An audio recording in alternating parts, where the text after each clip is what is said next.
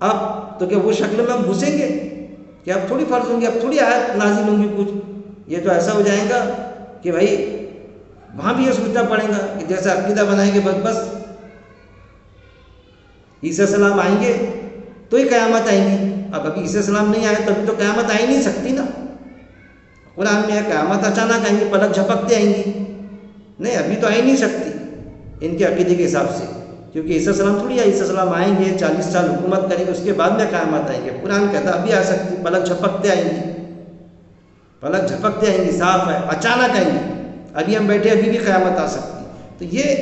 غلو کی شکلوں کو لے کے، غلط عقائد کو لے کے عقیدے کی بگاڑ کی صورتیں ہمارے سامنے آتی ہیں۔ اور پھر یہ کہ بھائی قرآن پڑھے جاتا نا، قرآن پڑھنا غلط چیز ہے کہ تو کوئی انکار کرے گا بھائی قرآن پڑھنا غلط ہے، کس نے کہا قرآن پڑھنا غلط ہے کہ اچھی بات ہے تو پھر چلنے دو نا۔ یہ تو ایسا قرآن پڑھنا کہ تراویح کی نماز ہو رہی ہے عربی متن پڑھے جا رہے ہیں، کسی کے سمجھ میں نہیں آ رہا وہ کیا ہے۔ جو حافظ صاحب پڑھ رہے ہیں ان سے اگر پوچھے کہ بھائی آج آپ نے پڑھے تو اس کی میننگ کیا ہے، تو بولتے بھائی میں حافظ ہوں، عالم تھوڑی ہوں، میں بڑی قرأت کے ساتھ میں پڑھتے ہیں لیکن اس کے معنی میرے کو نہیں معلوم، ان کو خود کو نہیں معلوم تو دوسروں کو کیا پتہ چلے گا؟ جبکہ قرآن حدیث ہے، قرآن کی ایک آیت پر غور و تدبر کرنا 100 نوافل نماز سے زیادہ اجر و ثواب ہے اس کا، غور و تدبر کرنا اس پر۔ اور پھر مومن کے رحمان کے بندوں کی اللہ نے صفت بتایا سورہ فرقان میں آیت نمبر 73 میں ہمیشہ کہتا ہوں کیا مومن کے رحمان کے بندوں کی صفت ہے کہ ہماری آیتوں پر غور و تدبر کرتے، اندھے بہرے ہو کے نہیں گھستے۔ تو کہاں ہوتا تراویح کی نماز میں غور و تدبر؟ نماز پوری ہو جاتی ہے، اہتمام ایسا ہوتا ہے فرض نماز سے بھی زیادہ کہ فرض بعد میں آ کے کچھ لوگ تعداد بھلے ہی کم رہے، جماعت شروع ہو جاتی، فرض 4 رکعت ہو جاتی تراویح کے لیے، کہاں سے تراویح سے آ رہا ہے، اب فرض نماز بغیر جماعت کے پھٹافٹ پڑھتا ہو اور تراویح میں مکس ہو جاتا۔ اب پھر تراویح نماز کے پیسے لیے جاتے، ہزاروں روپے، لاکھوں روپے لیے جاتے، 1 لاکھ کے اوپر، 1,50,000 2 لاکھ تک کے۔ جس کو پیسے کم ملتے تو وہ پڑھانے کے لیے تیار نہیں۔ یہ تصویریں بھی موجود ہیں۔ تو ایک تو جو چیز نہیں اس کی پروویژن کر دی گئی، یعنی پیڈ ورکر بنا کے رکھ دیے گئے، جبکہ تراویح کی نماز آپ سے نے پڑھائی نہیں کہ تاکہ یہ فرض نہ ہو جائے، تو اب تھوڑی آیت نازل ہوں گی، یہ ہے نا۔ پھر تو کئی معاملات میں ہو جائیں گے کہ اب کوئی نبی تھوڑی آنے والا تھوڑی ہے، تو پھر ہم کیا کچھ بھی کریں گے؟ کوئی نبی آنے والا نہیں ہے تو کوئی ایسی چیز ہم لیں گے کہ اب ایسے سے ایسا ہوگا، تو اس کے لیے تو کچھ نہیں، اب کوئی نبی بھی نہیں آئے گا ہم کو منع کرنے کے لیے، تو ہم وہ کر بیٹھے پھر۔ تو یہ ہے غلو کی شکل اختیار کرنا، یہ ہے کہ غلط کرنا، زیادہ اچھا کرنا، اس کو سمجھنا تقوی کا معیار سمجھنا اس کو کہ یہ تقوی کا معیار ہے ہمارا، جبکہ اللہ نے قرآن میں فرما دیا امت وسط بتایا ہم کو۔ امت وسط یعنی یہ بتایا جاتا ہم کو درمیانی امت۔ ارے درمیانی امت نہیں میرے بھائی کہ آدھے ادھر جاؤ آدھے ادھر جاؤ اور باقی میرے پیچھے آؤ، ایسی کوئی امت نہیں۔ درمیانی امت یعنی بیلنس والی امت جو ان بیلنس نہیں ہوتی، ہر معاملت میں نہ غلو کی شکل اختیار کرتی، رہبانیت میں جاتی، نہ مائنس میں چلے جاتی ہے کوئی چیز کرنا ہی نہیں، یا پھر گھردار چھوڑ کے نکل گئے بس اللہ کرتے رہبانیت کی شکل یا غلو کی شکلیں کہ بس نمازیں تو نماز ہی پڑھ رہا ہے، ایک کام تو ایک ہی کام کر رہا ہے۔ اس پر بھی حدیثیں ملتی ہیں پوری ڈائریکشن میں۔ ماں عائشہ رضی اللہ عنہ نے کیا فرمایا؟ اتنی ہی عبادت کرو جتنی کرنے کی تم میں استطاعت ہو، کیونکہ اللہ نہیں اکتاتا یہاں تک کہ تم اکتا جاؤ۔ انسان خود ہی عبادت کرتا، نافل نماز پڑھے گا، اب بعد میں فرض نماز بھی چھوڑ دیتا، کیوں بھائی بہت دعا کیا بھائی اللہ میری سنتا نہیں، میرے لیے دعا کرو آپ، اللہ میری نہیں سنتا۔ ہاں یار آپ تو بہت عبادت گزار، 5 وقت کی نماز کے علاوہ بھی ونڈو میں آپ کی شیڈ دکھتی تھی 4 بجے رات کو، آپ ہاں بھائی بہت کرا میں نے، اللہ میری نہیں سنتا۔ تو اب کیا ہو گیا؟ فرض نمازیں بھی غائب ہو رہی اس کی، یہاں تک کہ ہم کو دیکھنے کو ملتا۔ تو خود ہی ہم غلو کی شکل اختیار کرتے، خود ہی زیادہ ہو جاتے اس میں، پھر خود ہی یہ ہو جاتے معاملہ۔ رمضان میں جو عبادت تھی، روزے ہیں، فرض نمازیں ہیں باقاعدہ، اور نیکیوں کے کام ہے، ٹریننگ ہے، کوئی ایکسٹرا کوئی چیز تھوڑی اس میں ایسا لاگو ہو گئی روزے کے علاوہ کوئی چیز ایکسٹرا، لیکن ہم نے کر تراویح کو فرض جیسی بنا دی جو آپ صلی اللہ علیہ وسلم کے وقت میں صرف 3 دن پڑھے تھے آپ صلی اللہ علیہ وسلم نے۔ تو یہ ان باتوں کو بھی سمجھنا پڑے گا، اور یہ کہ یہ باتوں کو جو میں نے تینوں پوائنٹس بتایا آپ کو، تینوں نکات بتایا یا 3 باتیں جو بتایا میں نے، تو حضرت عمر رضی اللہ عنہ سے جوڑتے،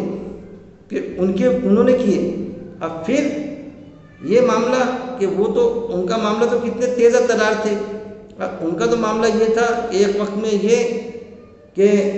آپ صلی اللہ علیہ وسلم کے بارے میں جنگ میں پتہ چلا، کچھ جنگ میں نہیں، آپ صلی اللہ علیہ وسلم کا انتقال ہو گیا جنرل جو، تو ان کو خبر ملی تو انہوں نے تلوار کھینچ لیا، ہو نہیں سکتا، ماننے کو تیار نہیں، سارے صحابہ پریشان، حضرت ابو بکر صدیق رضی اللہ تعالیٰ عنہ آئے اور تلاوت کی آیت کی باقاعدہ، تو جیسی سنے آیت کو حضرت عمر رضی اللہ عنہ نے، تو یہ الفاظ آتے اس میں کہ مجھے ایسا لگا جیسا یہ آیت ابھی نازل ہوئی، ایسا لگا ان کو، تو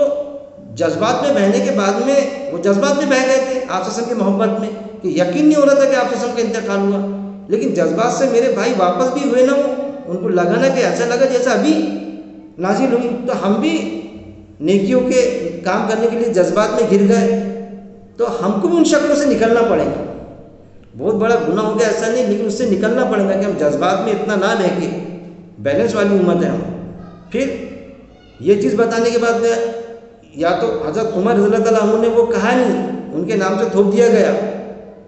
یہ بھی معاملہ، لیکن یہ بھی ہو سکتا کہ 1% میں یا 9% میں کوئی یہ کہے کہ نہیں بھائی وہ حدیث جو ہے وہ بہت مستند ہے، یہ ہے، انہوں نے کہا ہی ایسا، ارے بھائی کہا ایسا تو بھی ہم مان لیں گے کیا؟ پھر یہ حدیث کو نہیں مانتے کیا؟ ہاں اس کو بھی مانتے ہم، آپ صلی اللہ علیہ وسلم کی طرف کا جو قول ہے ان کا، آپ صلی اللہ علیہ وسلم کا جو طریقہ کار ہے، ایک طرف حضرت عمر رضی اللہ تعالیٰ عنہ کا طریقہ کار ہے، وہ ٹکرا رہے ہیں آپس میں، تو ہم اللہ کے رسول صلی اللہ علیہ وسلم کے طریقے کو اپنائیں گے، ہاں اس کو بھی مانتے ہیں، تو ماننے کے بعد میں پھر کیسا بھائی، پھر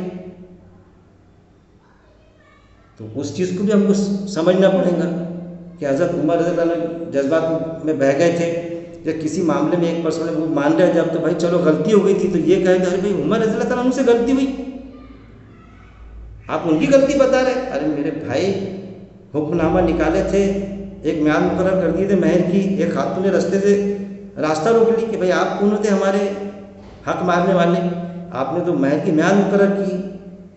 اللہ تعالیٰ تو قرآن میں فرماتا عورت کتنے بھی مہر باندھ سکتی، تو کیا فرمایا انہوں نے؟ عمر غلطی پر تھا،